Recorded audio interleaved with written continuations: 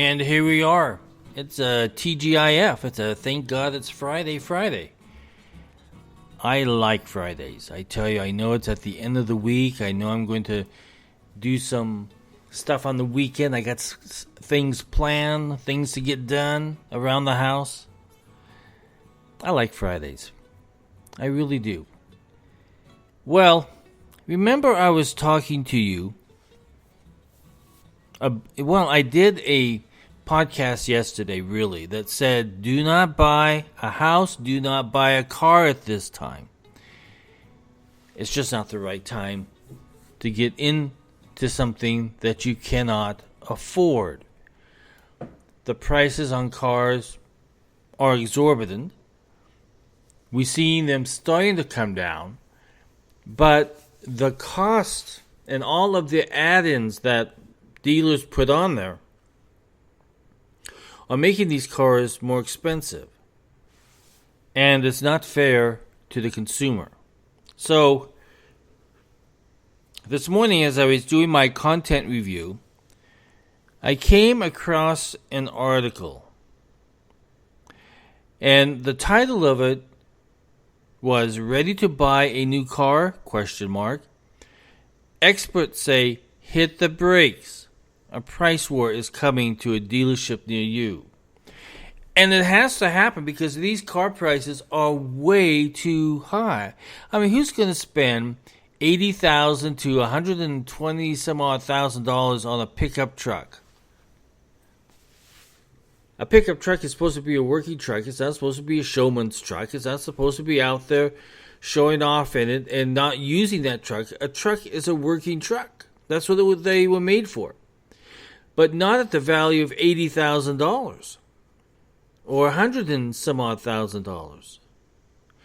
And one of the biggest things that happened is that Jeep decided that, okay, they want to be one of those cars that is a high-end car. The Jeep has never been a high-end car. Jeep has been the kind of car you use to go up hills, to go through the mud, all that sort of stuff. It was never meant to be a high-end car like a Mercedes or a BMW or Audi or something like that. It was never supposed to be designed for that. It was a fun car, a fun vehicle. So Jeep decided, let's raise all the prices and make them just a little bit more fancier. And they couldn't sell them. They just could not sell them. If they did sell them, you're now seeing them at auction because they were just too expensive for those who bought them at such high prices and paying over $1,000 a month in an auto payment. Dumb move. Dumb.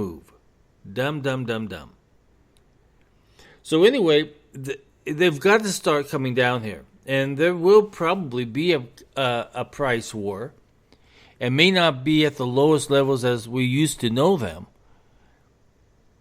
But there is going to be a price war. And I think that you're going to have the ability to go in and negotiate very well. But right now is not the time. You got to continue to watch the markets, continue to see what's happening out there. And there's several really good YouTube channels out there who monitor the car market every single day. So they know what's going on. They go into car lots and they look at the pricing and see what's happening. And they notify you when those prices are starting to come down. They're starting to come down just slightly. Some are taking out their dealership fees. Some of those dealership fees went up to $10,000. So you have a car of $60,000 and they raise it another $10,000. So now you're at $70,000. So we're going to have to watch that. The other issue is that the lending ability on these cars, because they're so expensive, the banks are putting a halt to that because there are individuals who just are not qualified for these loans anymore. So they're being very picky about who they give loans to, and which they should be. Because what happened during the pandemic, everybody got that free money and they went out there and bought all of these big, huge mother of cars that with big sticker prices, and now they're paying the price. And if you look at what's going into the auction mart at these used car dealerships, you see that there's a problem, especially for Wells Fargo. Wells Fargo has a big problem. Now, Wells Fargo, by the way, came out yesterday with a let me find it here, and let me find it in my file, as I have to go through all of this speaking stuff. But they posted a notice saying that they have a big concern as to what is happening with credit card debt. This is what it said.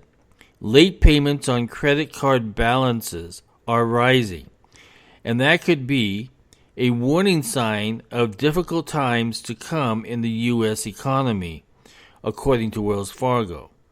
Strategists at the bank pointed to credit and delinquencies surging among commercial banks and for banks outside of the top 100 in asset size. Late payments on credit card balances hit an all-time high, it said in a note of this last Tuesday. That was a note that comes up that Wells Fargo puts out. I think they put out on a weekly basis or a monthly basis or something like that. But that is the problem, is that the banks are having a problem with automobiles, they're having a problem with commercial loans, and they're having a problem with credit card debt going into default. Excuse me.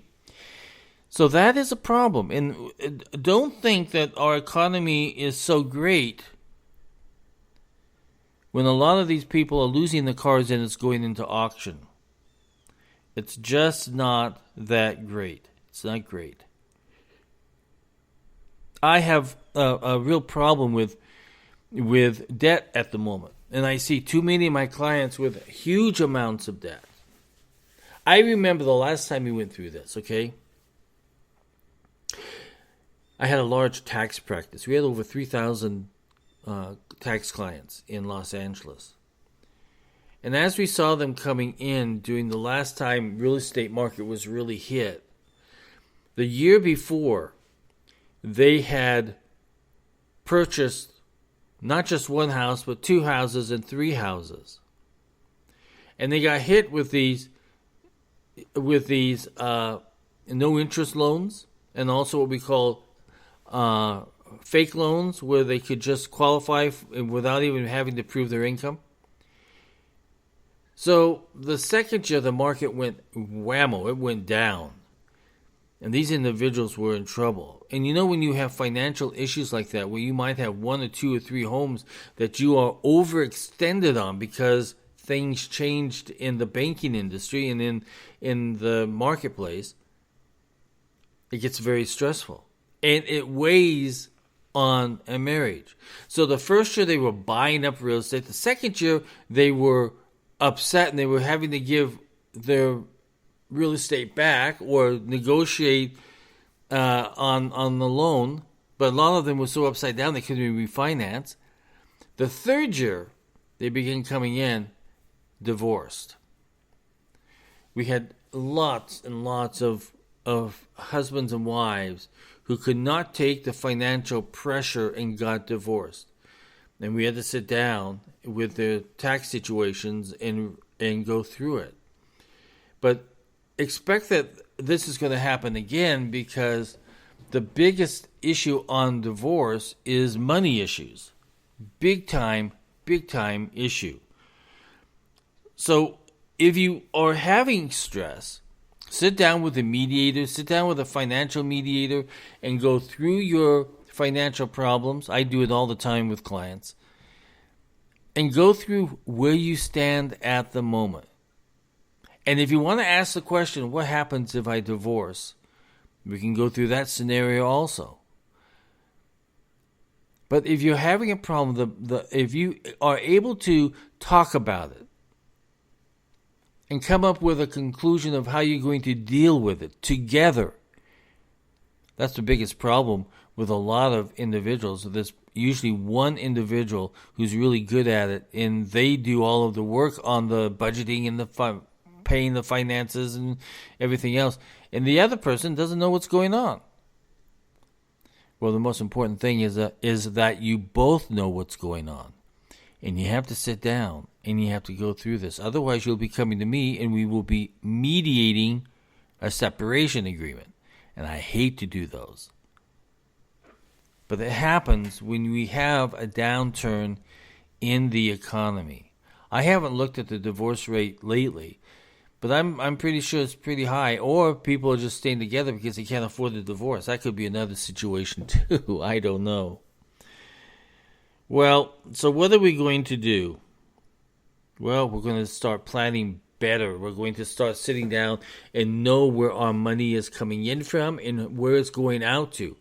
And maybe still, I know that a lot of you have cut already, but maybe there's a different way that you can look at this and see what you can do. And that's why you hire companies like mine, and we go through that with you and go through the process of getting your financials in shape. I tell you, if you look at your personal life as a business and you sit down and put together a budget or a financial statement that shows all of the income that comes in and all of the expenses that go out and what your bottom line is and what your cash in the bank is, you are forced almost to start making some changes. Change is good. Change is good. Because if you know what your problem is, what your money problem is, you can solve a lot of other problems. But you have to work together. If you're married or if you're in cohabitation with somebody, you need to know where you stand financially. It's a tough thing, and people don't like to think about it, but it has to be done. It has to be done. Has to be done. So I don't know what you're going to do this weekend, but I tell you, I have a habit that I always do. Sundays are always pasta day, and Sunday I always make a different pasta. Now, granted, it's just me that's here eating it, but it's my tradition. And I've kept it alive for many, many years of sitting down and having a Sunday meal, even if it's by myself, of something special that I've made. And I think that if you understand that the financial conditions around the house are tough, it's good to sit down with family and laugh, tell jokes, tease each other, get upset, get mad, get it out of the system. But eat really good pasta, because I tell you that pasta is really good. I have been watching people making such good pasta. And every time I sit there, like right now, I was watching, before I came in, I was watching a video on making a certain type of pasta. And I tell you, I got hungry. If you hear my stomach rumbling, it's because I had been watching people make food. But it's good to sit down with your family, with friends, and eat a good Sunday meal together, all together. You don't have to be dressed up. You can be sitting around the pool. You can be sitting in your air-conditioned home. You can be watching a football game or a soccer game. But make sure that you spend some time with family. Listen, if you have any business questions, send them in to me. Send them to thebusinessadvisor@gmail.com. And if you would like to sit down with me in a confidential setting, you can go to and book online at www.lodge-co.com. Everybody go out, have a great Friday, have a great Saturday and Sunday. I might be on this weekend, I might not. But everybody have a great time. Love you guys. See you soon. Bye-bye.